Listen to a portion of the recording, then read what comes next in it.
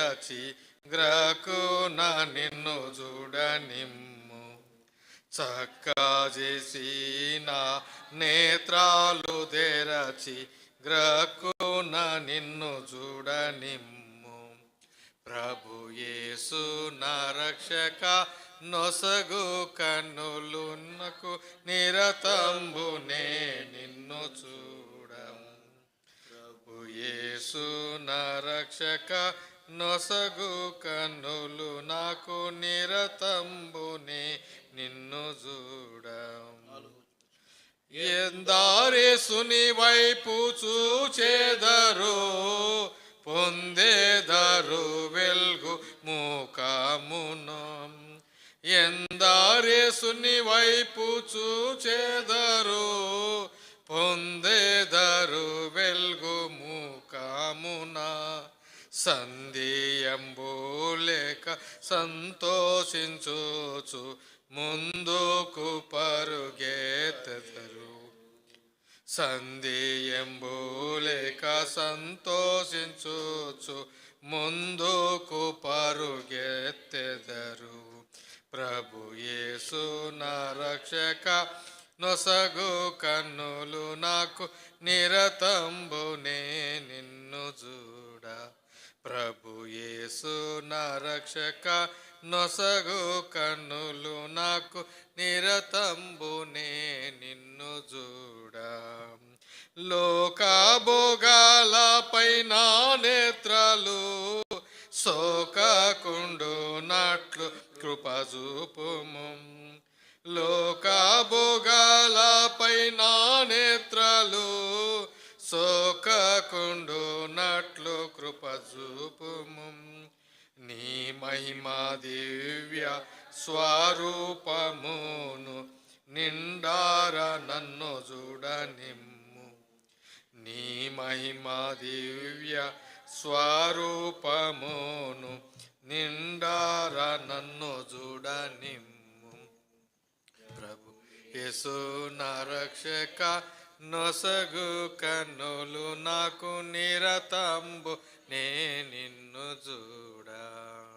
ప్రభు యేసు నా రక్షక నొసగు కన్నులు నాకు నిరతంబు నా నిన్ను చూడ.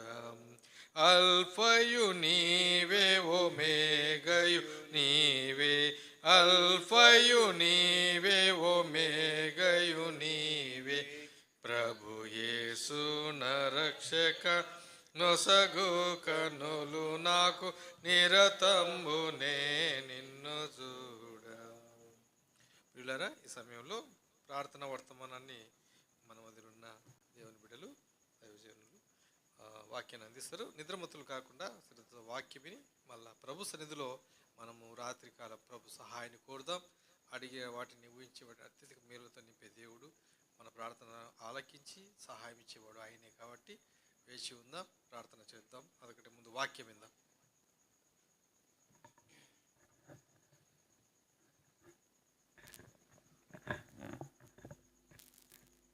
ఆల్ నైట్ ప్రార్థన కొరకై మనకి ఇవ్వబడిన లేఖన భాగం హెబ్రీయులకు రాసిన పత్రిక 12వ అధ్యాయము మొదటి 2 వచనాలు చూద్దాం. ప్రార్థన కొరకు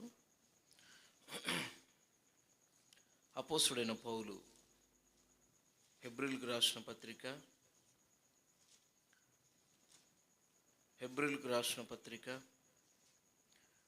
12వ అధ్యాయము మొదటి 2 వచనాలు చూద్దాం.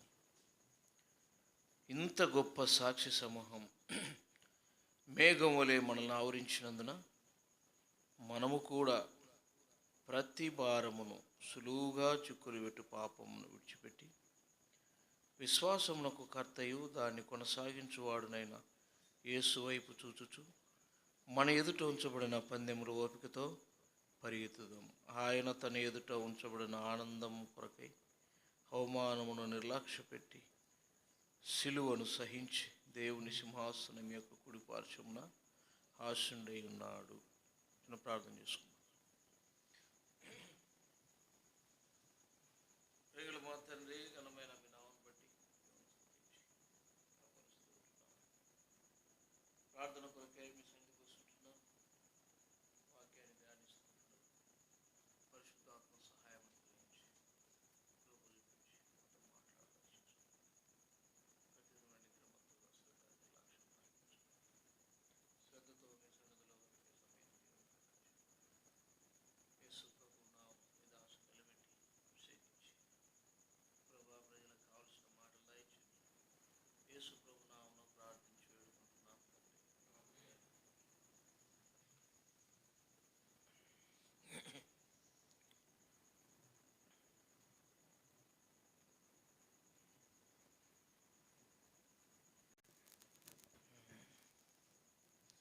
మనం చదువుకున్నాం లేఖన భాగం ప్రకారం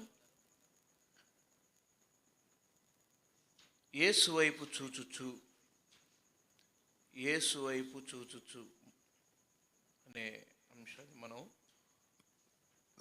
2వ వచనంలో ప్రార్థన కొరకై విశ్వాసముకు కర్తయు దాన్ని కొనసాగించువాడునైనా యేసు వైపు చూచుచు, ప్రభువైన యేసుక్రీస్తు వారి వైపు మనము చూచేవారముగా మనముంటే మన అవసరాలలో, మన అక్కర్లలో, అన్ని సమయాలలో యేసు ప్రభు వారి వైపు చూస్తే వారి ముఖములు ఎన్నడూ లజ్జింపవు అని బైబిల్లో రాయబడింది.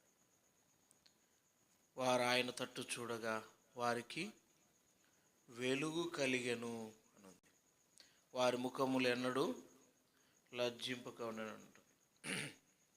యేసు ప్రభు వైపు చూసినప్పుడు మన సహాయకుడు ఆయనే, మన అక్కర్లు తీర్చేవాడు ఆయనే, ప్రార్థనకు జవాబు ఇచ్చేవాడు కూడా ఆయనే. భూమి మీద అనేక సార్లు మన యేసు ప్రభు వైపు చూడకనే మనం ఎన్నోసార్లు నష్టపోతూ వచ్చినాం. ఇప్పటికి కూడా ప్రతి విషయంలో ఆయన వైపు చూస్తే ఆయన విజయం ఇచ్చే దేవుడు, ఆయన సమాధానమిచ్చి నడిపించే దేవుడు. భూమి మీద ఉంటున్న సకల జీవరాశులు ఆయన వైపు చూస్తున్నాయంట. కీర్తన 145 అధ్యాయం, కీర్తనలు 145 అధ్యాయం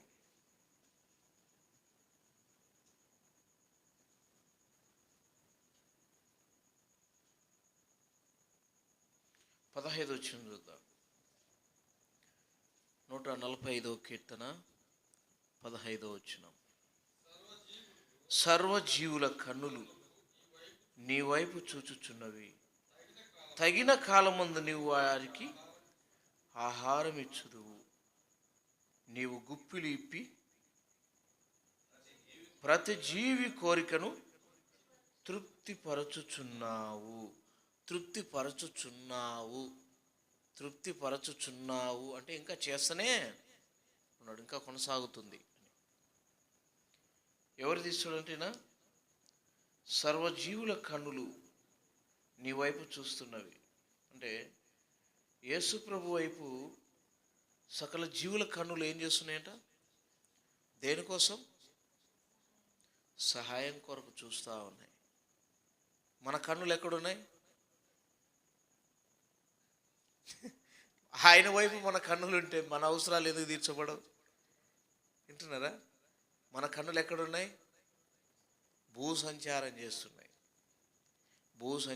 చేస్తున్నాయి అంటే భూమి మీద భూ సంబంధంగా ఏం తిందుమా, ఏం త్రాగుదమా, ఏం ధరించుకుందామా అంటే భూలోక సంబంధమైన వాటి మీద మన ఆత్మీయ నేత్రాలు, మన కన్నులు ఇవన్నీ ఎక్కడ చూస్తున్నాయి అంటే భూ సంబంధమైన వాటి మీద. మనుషులను ఆశ్రయించడం, వింటున్నారా? మనుషులను ఆశ్రయించడం, మనుషులను ఏదన్నా మనకు ఆపద వస్తానే మనుషుల దగ్గర పోయి మనుషులకు చెప్పుకోవడం, మనుషులు గుర్తొస్తారు. వింటున్నారా? మన బంధువుల వైపు చూడడము, అవసరం వస్తానే మా వాళ్ళు ఉన్నారులే మాకేం, వింటున్నారా? వాళ్ళ దగ్గరికి పోవడము.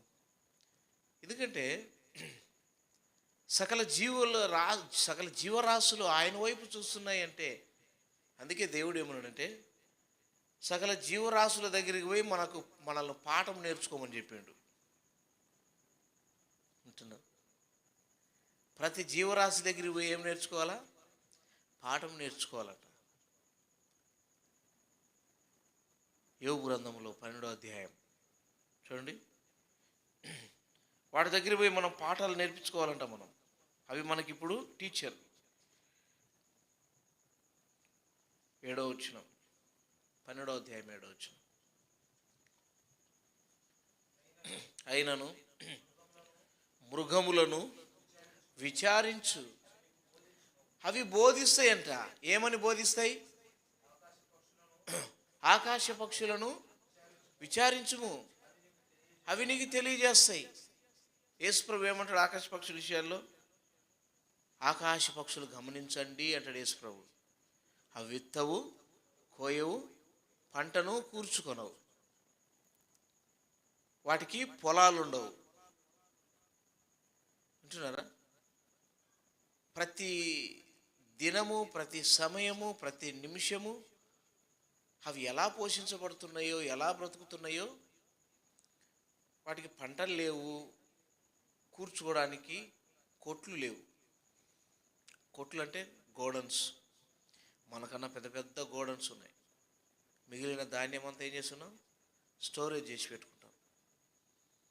ఎంత స్టోరేజ్ చేసి పెట్టినా ఇంకా లేవు, ఇంకా కావాలా, ఇంకా కావాలని మనిషి చాలా ఇబ్బందులు పడుతూ ఉన్నాడు. కానీ పక్షులకు, మృగాలను విచారించమంటే మృగాలను ఏమని విచారించాలా? ఓ మృగాలారా, మీరు ఎట్లా పోషించబడుతున్నారు? మిమ్మల్ని పోషించేది ఎవరు అని అడగాలనా? మిమ్మల్ని ఎవరు పోషిస్తున్నారు?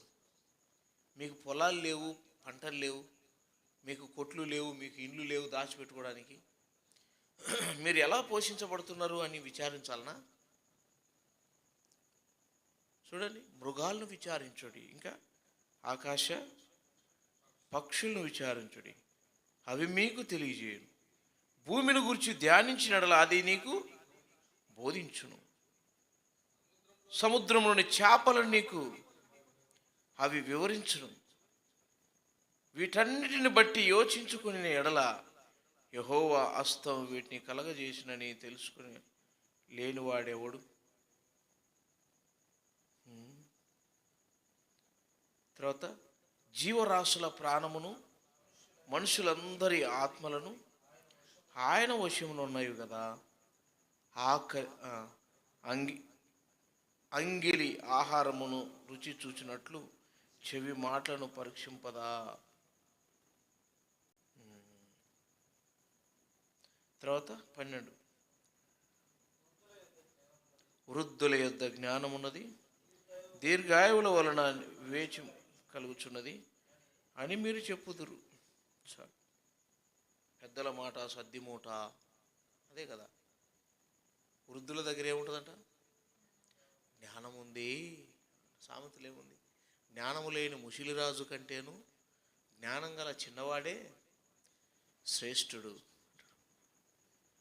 కాబట్టి భూమి మీద ఉంటున్న మన జీవితాలు ఎలా ఉన్నాయంటే చాలా వ్యత్యాసంగా ఉన్నాయి, చాలా వ్యత్యాసంగా ఉన్నాయి. ప్రభు వైపు చూస్తే అన్ని సమస్యలు పోతాయి, అన్ని అక్కర్లు పోతాయి. మనం ఎవరి వైపు చూస్తాం? మనకు ఆపదలు వచ్చినప్పుడు మనుషుల వైపు చూస్తాం. వాక్యం ఏం చెప్తుంది? మనుషుల సహాయము వ్యర్థము. 118 కీర్తన 8వ వచనంలో మనుషులు నమ్ముట కంటేను యెహోవాను ఆశ్రయించుట శ్రేష్టం, మేలు. దేవుణ్ణి ఆశ్రయించుట మేలు. ఎందుకంటే సకల జీవరాశులను పోషిస్తుంటున్న దేవుడు మనల్ని కూడా పోషించగలిగిన శక్తిమంతుడు. 73వ కీర్తన 25వ వచనం. 73వ కీర్తన 25వ వచనం. ఆకాశమందు నువ్వు తప్ప నాకెవరున్నారు? నీవు నాకుండగా లోకంలోది ఏది నాకొద్దు అని చెప్పగలగాల. నువ్వు ఆకాశమందు నువ్వు నాకున్నావు. ఎందుకు? నీ గుప్పిలు ఇప్పి ప్రతి జీవి ఆకలిని ఏం చేస్తున్నాడంట? ఆకలిని తీరుస్తూ ఉన్నావు. నీ గుప్పిలను విప్పి ప్రతి జీవి కోరికను తృప్తిపరుచుతున్నావు. ప్రతి జీవి కోరిక, ప్రతి జీవి కోరిక తీరుస్తూ ఉన్నాడంట. 95వ కీర్తన 15వ వచనం. 95వ కీర్తన 15. 95, 15.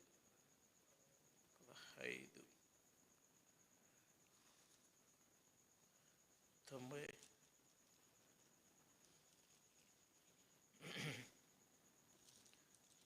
125వ కీర్తన.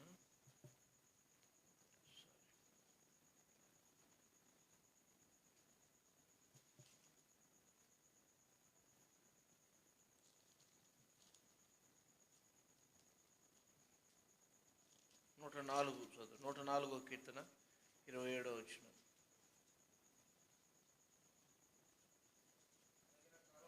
ఉమ్, ఉమ్, ఉమ్, ఉమ్. ఇవన్నీ ఏవి ఇవన్నీ? సకల జీవరాశులన్నీ ఆయన దయ కొరకు కనిపెట్టుకొని ఉన్నాయంట. భూమి మీద ఉంటున్న సకల జీవరాశుల కన్నులు, భూమి మీద ఉంటున్న సకల జీవరాశుల కన్నులన్నీ ప్రభు వైపు చూస్తున్నాయి. ప్రభు వైపు చూస్తున్నాయి. ఈ ప్రకృతి సంబంధమైన ఈ జీవరాశులన్నీ కూడా ప్రభు వైపు చూస్తూ ఉన్నాయి. కానీ మనిషి ప్రభు వైపు చూడడం లేదు. మనిషి ఎందుకు భూమి మీద దరిద్రుడైపోయాడు?